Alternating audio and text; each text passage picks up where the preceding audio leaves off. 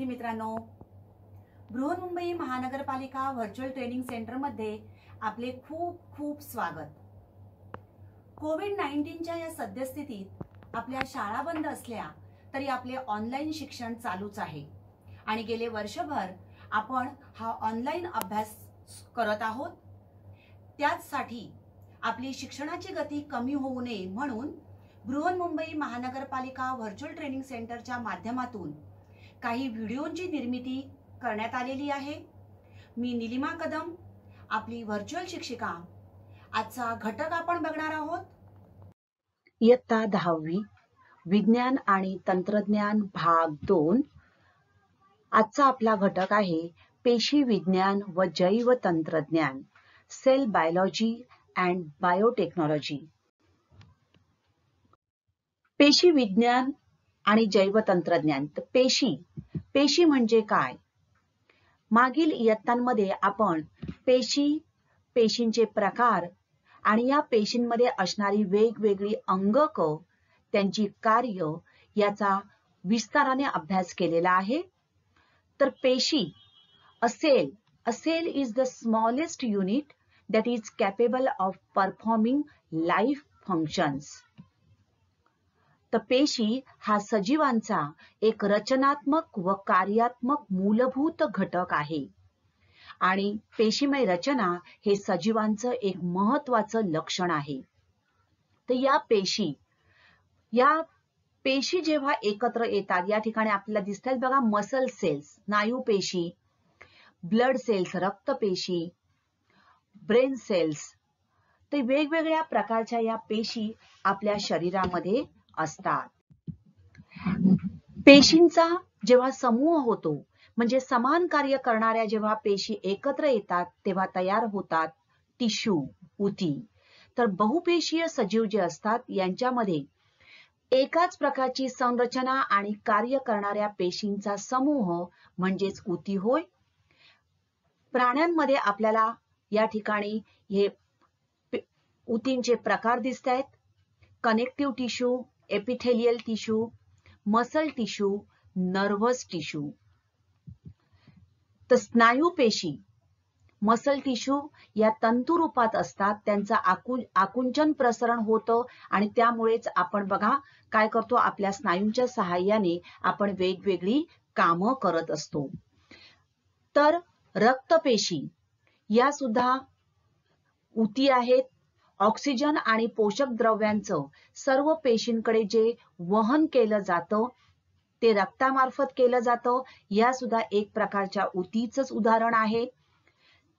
तर आपल्या शरीरातील त्वचा जी आहे ही त्वचा या अभिस्तर उतींपासून बनलेली असते।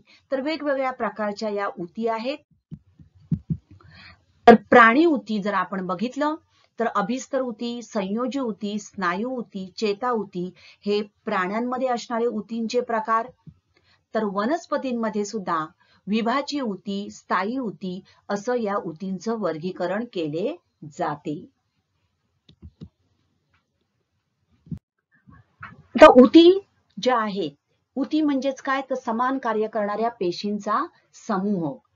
पण नैसर्गिक गुणधर्माव्यतिरिक्त नवीन गुणधर्म ज्या वनस्पतींमध्ये किंवा प्राणींमध्ये आपण ज्या तंत्रज्ञानाच्या सहाय्याने तयार करू शकतो त्या तंत्रज्ञानाला जैव तंत्रज्ञान असं म्हटलं जातं।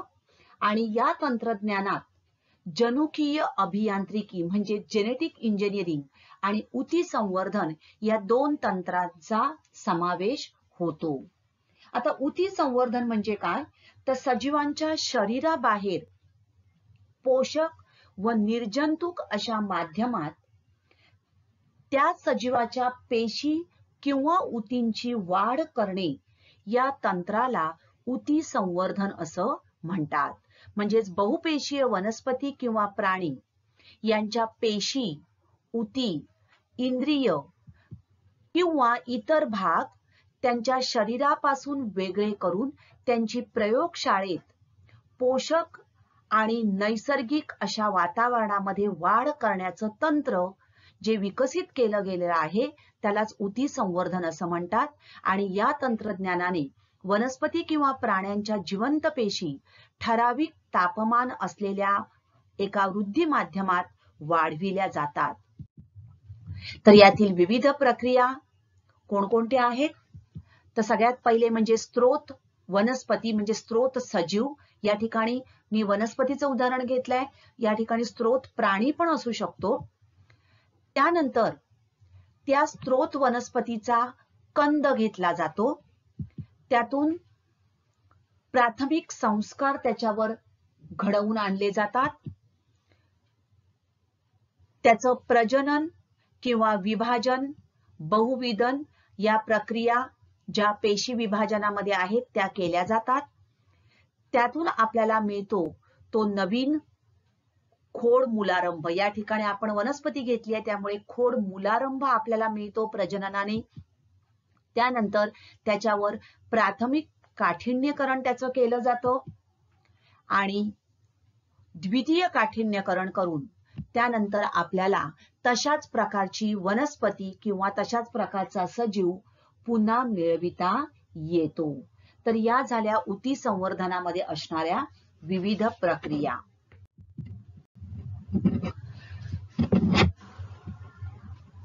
टिपिकल ॲनिमल सेल किंवा प्लांट सेल याचा अभ्यास आपण इयत्ता 7वी, 8वी, 9वी मध्ये केलेला आहे. तर पेशींचे प्रकार, पेशीची रचना आणि पेशीतील अंगके यांचा अभ्यास करणे म्हणजेच पेशी विज्ञान होय. पेशी विज्ञान ही जीवशास्त्राची एक शाखा आहे आणि या शाखेमध्ये या पेशीविषयी पेशी विभाजन, पेशी वर्धन याचा विस्ताराने अभ्यास केला जातो. तर मानवी शरीरात साधारणपणे 1013 एवढ्या पेशी असतात. या सर्व पेशी पहिल्या गर्भपेशीपासून तयार होतात. लक्षात घ्या, या ठिकाणी झायगोट म्हणजेच पहिला जो गर्भ असतो, भ्रूण असतो, त्यापासून या पहिल्या पेशी काय होतात? तयार होतात. या सर्व पेशींचे अनेक उपप्रकार आणि मुख्य प्रकार 4 आहेत. सर्व पेशींमध्ये निर्मितीपासून म्हणजे अगदी पेशी तयार झाल्यापासून त्या पेशीचा नाश होईपर्यंत अनेक प्रकारच्या अभिक्रिया सुरू असतात आणि या सर्व भौतिक व रासायनिक प्रक्रिया होण्यासाठी साहजिकच ऊर्जेची आवश्यकता असते आणि ही ऊर्जा तुम्हाला आपण पेशी अंगके अभ्यासलेली आहेत. या पेशी अंगकामध्ये असणाऱ्या मायटोकॉन्ड्रिया यांना ऊर्जा केंद्र असं म्हटलं जातं. तर या मायटोकॉन्ड्रियामध्ये जी ऊर्जा निर्माण होते त्यामुळे या पेशीमध्ये अनेक रासायनिक प्रक्रिया चालतात. म्हणजेच संपूर्ण मानवी शरीर हे ऊर्जेशिवाय जगू शकत नाही. आणि ही ऊर्जा आपल्याला कुठून मिळते? तर आपण जे काही अन्न घेतो त्या अन्नामधून ही ऊर्जा उत्पन्न होत असते. तर अशी ही जीवनदायिनी ऊर्जा कोणती? ती कुठे तयार होते? ह्या प्रश्नांची उत्तरं आपल्याला या पेशी विज्ञानाच्या सहाय्याने मिळवणं शक्य होतं. तर पेशींवर त्या अनुषंगाने वेगवेगळं संशोधन केलं गेलेलं आहे आणि अशाच प्रकारचं संशोधन करण्यासाठी ज्या संशोधन संस्था उभारलेल्या आहेत त्यामध्ये पुणे येथील राष्ट्रीय पेशी संशोधन संस्था ही एक महत्वाची संस्था आहे. त्याचबरोबर इनस्टेम बेंगलोर या ठिकाणी असणारी इनस्टेम ही एक इन्स्टिट्यूट, ही एक संस्था या पेशी विज्ञानामध्ये फार मोठं योगदान देत आहेत. आता आपण मूळ पेशीकडे येऊया. मूल पेशी म्हणजे स्टेम सेल्स. तर आपण बघितलं की बहुपेशीय सजीवांच्या शरीरात अनेक प्रकारच्या पेशी असतात. त्यापैकी मूल पेशी स्टेम सेल्स ज्या आहेत या विशिष्ट प्रकारच्या पेशी असतात. या पेशी बहुपेशीय सजीवांच्या शरीरात इतर सर्व प्रकारच्या पेशींना जन्म देतात. त्याचबरोबर एखाद्या वेळेला जखम झाली असेल तर जखम झाल्यास ती भरून काढण्यामध्ये याच पेशी मदत करतात. थोडक्यात या ज्या स्टेम सेल्स ज्या आहेत बघा, स्टेम सेल्स या काय करतात तर अनेक प्रकारच्या पेशींना तयार करतात.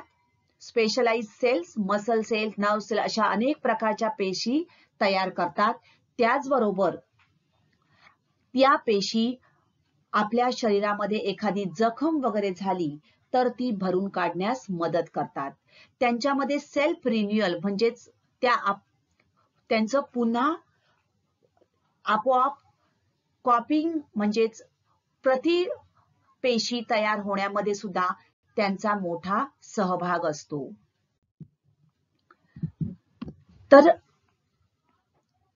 स्त्रीयुग्मक व पुंयुग्मक यांचं मिलन झाल्यानंतर जे युग्मनज बनतं म्हणजे झायगोट जो तयार होतो या ठिकाणी दिसतोय बघा. हा स्त्रीयुग्मक आणि पुंयुग्मक यांचं मिलन झाल्यानंतर हा जो झायगोट तयार होतो, या झायगोट याच्यापासूनच पुढचा सजीव तयार होतो. तर या वाढीच्या अगदी सुरुवातीच्या काळात म्हणजे हा जो झायगोट आहे त्या काळात हा सजीव म्हणजेच हा एक काय आहे, गोळा आहे. पेशींचा एक गोळा असतो आणि यामध्ये सर्व प्रकारच्या पेशी असतात. या पेशींनाच मूलपेशी असे म्हणतात आणि या पेशींपासून कोणत्याही प्रकारच्या ऊती तयार करता येऊ शकतात. तर मूलपेशी ज्या आहेत या मूलपेशी वाढीच्या सुरुवातीच्या काळात युग्मनजामध्ये या मूलपेशी असतात आणि त्या कोणत्याही प्रकारच्या ऊतींची निर्मिती करू शकतात. त्यांच्यामुळे शरीरातील कोणत्याही पेशींची किंवा वेगवेगळ्या ऊतींची निर्मिती करता येऊ शकते. त्या वेगवेगळी कामे सुद्धा करतात. या ठिकाणी दिसते बघा स्टेम सेल्स, मोर स्टेम सेल्स. आपण अशाच प्रकारच्या मूलपेशींची काय करू शकतो, पुनरावृत्ती करू शकतो. स्वतःची पुनरावृत्ती करण्याची क्षमता या मूलपेशींमध्ये असते. त्यामुळे मोर स्टेम सेल्स बघा तयार झालेले आहेत. त्याचबरोबर त्यांच्यापासून या वेगवेगळ्या अस्थिपेशी, यकृत पेशी, चेतापेशी यासारख्या पेशी म्हणजे विशिष्ट अशा पेशी तयार करता येऊ शकतात.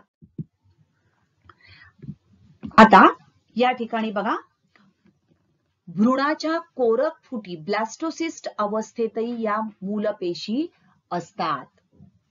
ज्या वेळेला या ठिकाणी हा जो झायगोट असतो या झायगोट पासून भ्रूणाची जी अवस्था असते तर आईच्या गर्भाशयात गर्भ ज्या नाळेने जोडलेला असतो त्या नाळेमध्ये म्हणजेच त्या कोरक फुटी अवस्थेत या मूलपेशी असतात आणि या मूलपेशींनंतर त्यापासून रक्त, यकृत, फॅट म्हणजेच मेदपेशी,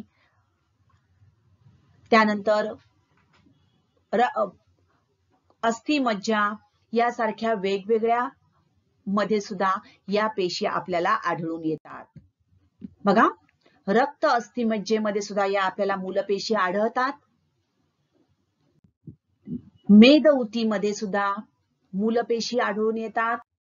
तर मूलपेशींचा वापर करून प्रयोगशाळेमध्ये आपल्याला वेगवेगळ्या ऊती तयार करता येऊ शकतात आणि म्हणूनच मूलपेशींचं जतन करणं हे एक शास्त्रज्ञांपुढे आव्हान ठरलं.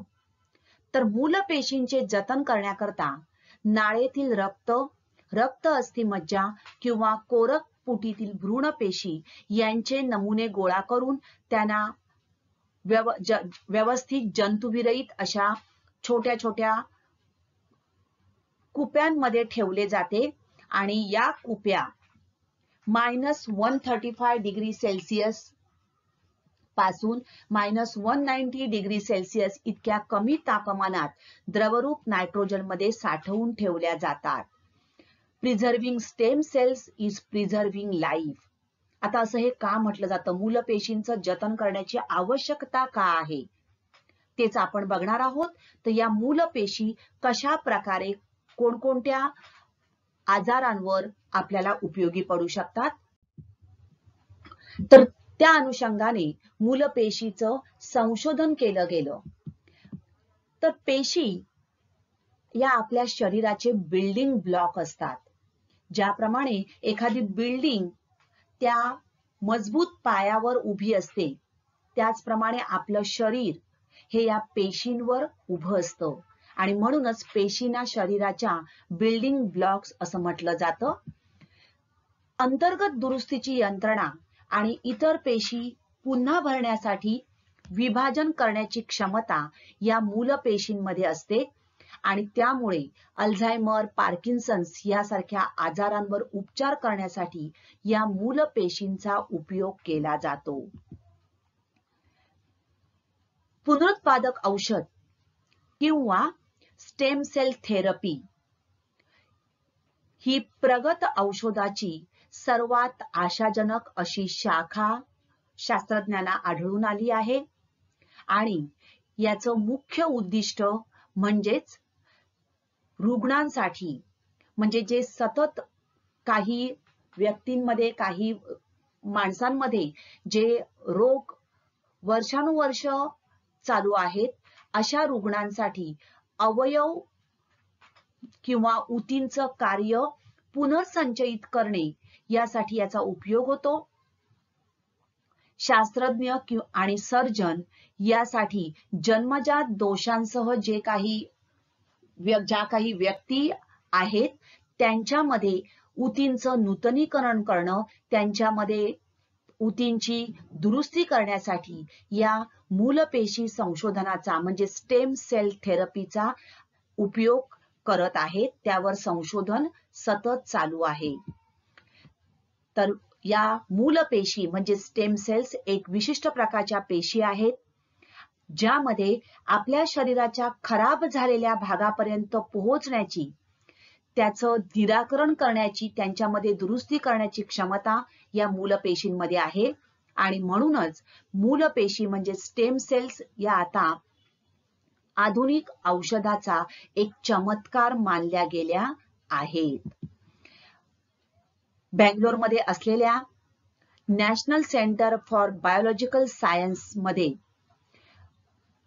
या पेशी स्टेम सेल्सवर म्हणजेच मूलपेशींवर सतत संशोधन चालू आहे आणि ही भारताची एक प्रमुख स्टेम सेल रिसर्च इन्स्टिट्यूट मानली जाते.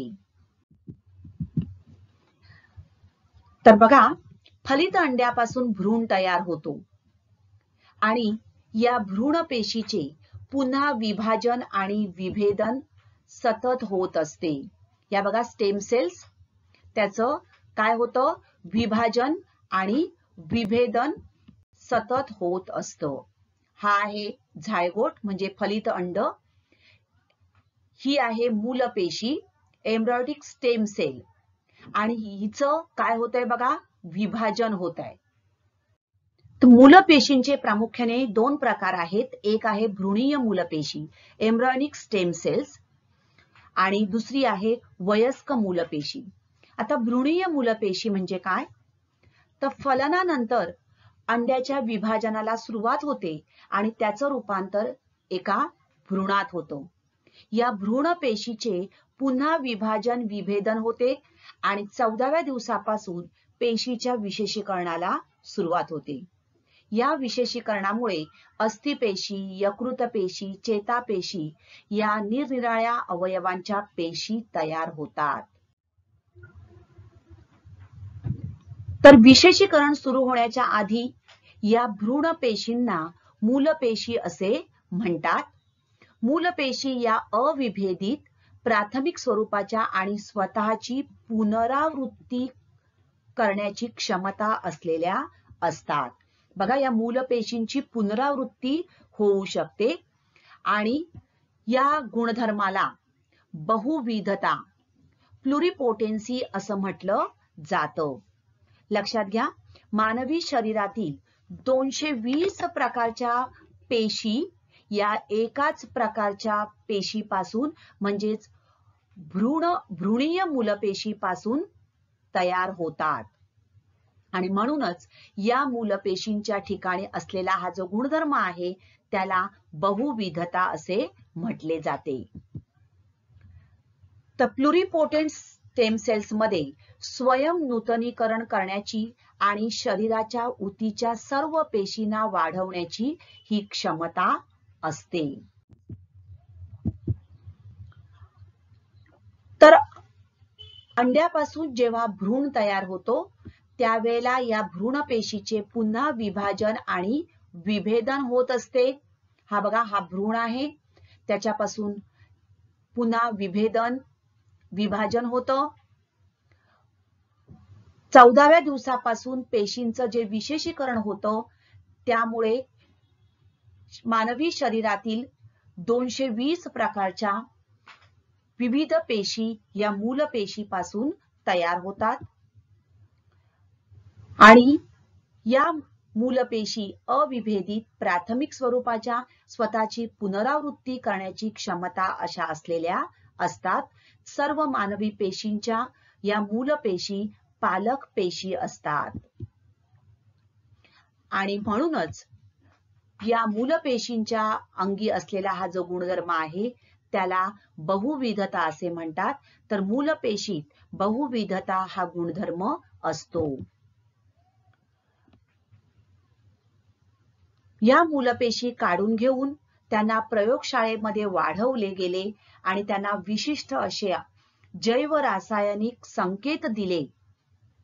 त्यांच्यावर जर आपण काही प्रोसेसिंग केलं तर त्या संकेतानुसार या मूलपेशींचं रूपांतर इच्छित पेशींमध्ये, त्या पेशींपासून हव्या असलेल्या ऊतींमध्ये आणि नंतर त्या अवयवांमध्ये रूपांतर होऊ शकते.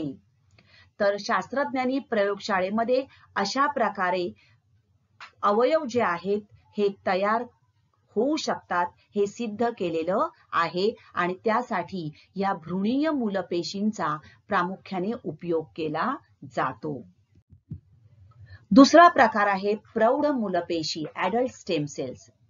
आता प्रौढ स्टेम सेल्स या दुर्मिळ असतात, अविभाजित अशा या पेशी असतात, त्यांचं विभाजन होऊ शकत नाही. प्रौढ जीवांच्या विविध ऊतीमध्ये आपल्याला त्या आढळून येतात, दिसतात बघा ऍडल्ट स्टेम सेल्स, आणि विविध ऊतींमध्ये आपल्याला त्या आढळून येतात. अस्थिमज्जा, मेदऊती, रक्त यामध्ये प्रामुख्याने या प्रौढ मूलपेशी आढळून येतात. तर या आहेत भ्रूणीय मूलपेशी, एम्ब्रियोनिक स्टेम सेल्स, आणि या आहेत ऍडल्ट स्टेम सेल्स.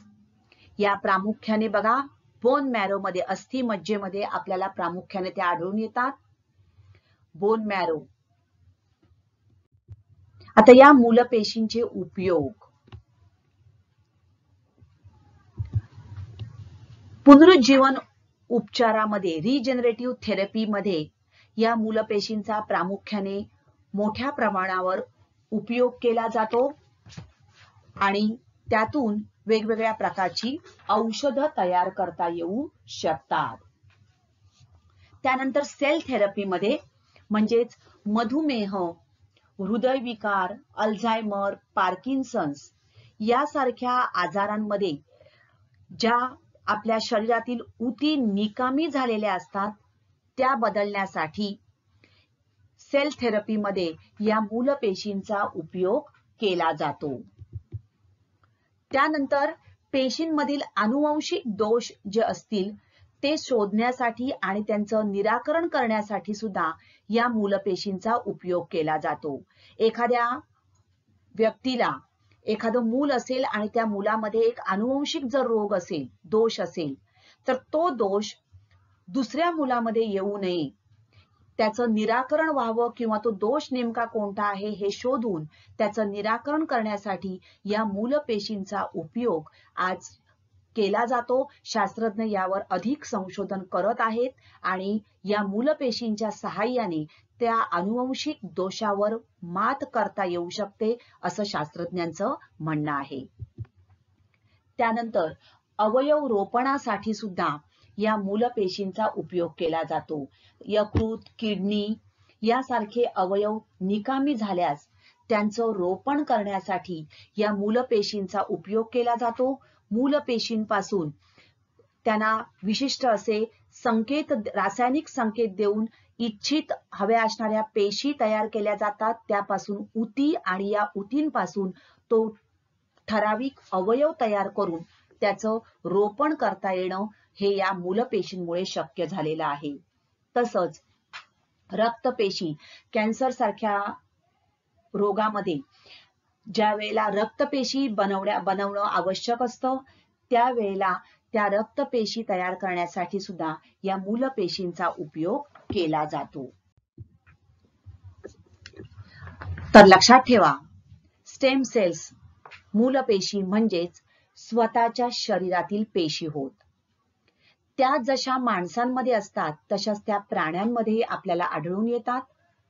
प्रत्येक पेशीमध्ये स्वविभाजन म्हणजेच एका पेशीपासून दुसरी पेशी तयार करणं हे स्वविभाजन जे आहे, पुन्हा वाढ होणं हे नैसर्गिक गुणधर्म असतात.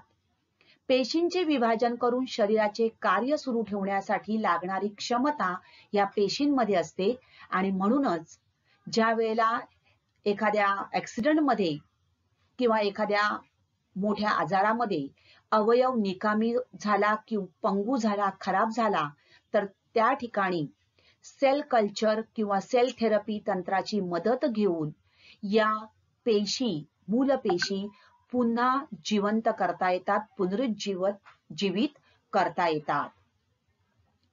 किंवा काही वेळेला शरीराची नैसर्गिक शक्ती आणि पेशींचे रोपण झाल्यानंतर थकलेला किंवा कार्यरहित झालेल्या अवयवामध्ये पुन्हा तो अवयव जिवंत करण्याची शक्यता या स्टेम सेल्स थेरपीमुळे शक्य झालेली आहे. स्टेम सेल्स थेरपी ही अत्यंत एक महत्वाची थेरपी आज ठरत आहे.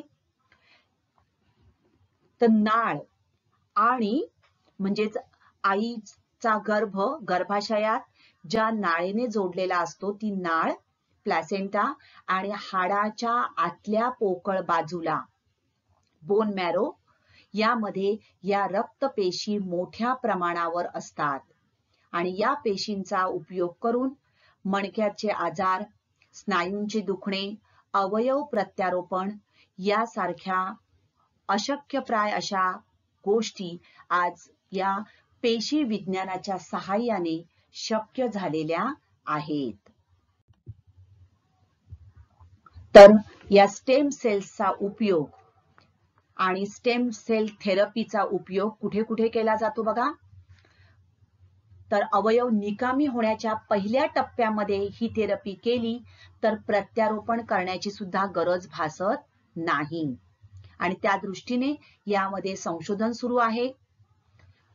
त्यानंतर अंधत्व, बहिरेपणा, अल्झायमर, मेंदूचे विविध विकार, दातांचे विकार, सांधेदुखी, डायबिटिक्स यासारख्या अनेक आजारांवर स्टेम सेल थेरपी जी आहे ही आज एक वरदान ठरू लागलेली आहे. तर अशा प्रकारे स्टेम सेल थेरपी पुनरुज्जीवन उपचाराच्या सहाय्याने आपण माणसाचा पुनर्जन्म करू शकतो आणि त्या दृष्टीने पेशी विज्ञान हे आज एक विज्ञानामध्ये किंवा बायोलॉजीमध्ये आपण जीवशास्त्रामध्ये मानवी जीवनासाठी वरदान ठरलेलं आहे, ठरत आहे. यामध्ये अजून संशोधन शास्त्रज्ञांचे चालू आहे. तर आजचा घटक आवडला ना? अशीच माहिती मिळवण्यासाठी या चॅनलला सबस्क्राईब करा आणि हे व्हिडिओ पुन्हा पुन्हा पहा. पुन्हा भेटणार आहोत पुढच्या भागात. थँक्यू.